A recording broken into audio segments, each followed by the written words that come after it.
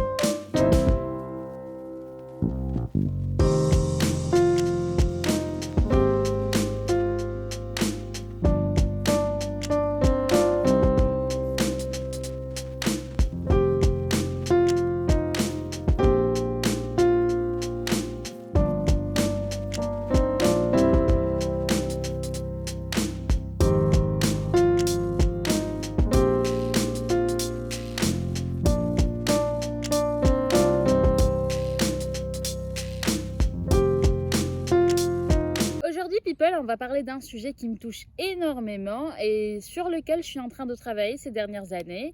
Et voilà, c'est le zéro déchet et le mode de vie éco-friendly.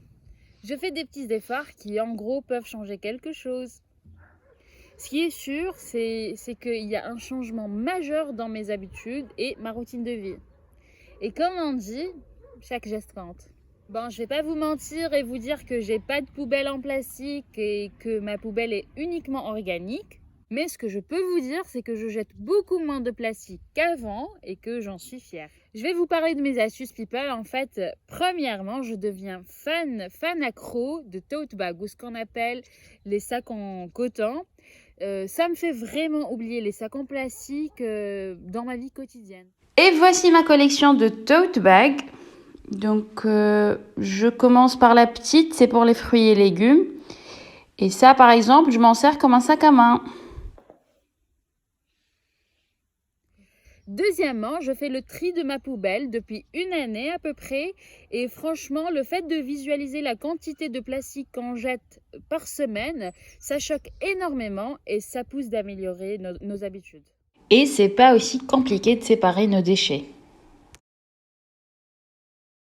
Troisièmement, en supermarché, je me dirige directement vers les produits en vrac tels que fruits, légumes, fromages et même charcuterie. Ça reste mieux qu'emballé. Je favorise également l'utilisation d'une brosse à dents en bois. Après l'utilisation, il suffit juste de couper cette partie et le bois est recyclable. Aussi, on peut utiliser les boîtes de confiture ou tout autre contenant en verre pour stocker nos aliments et surtout les achats en vrac. Et au lieu de jeter chaque matin le marc de café, on peut l'utiliser en fait comme un engrais organique naturel. Ça renforce la résistance des plantes et ça aide aussi pour le développement des parties aériennes. Donc c'est très simple, on place un tout petit peu de marc de café au pied de la plante et voilà, le tour est joué. Donc ça améliore le drainage, l'aération et la rétention d'eau.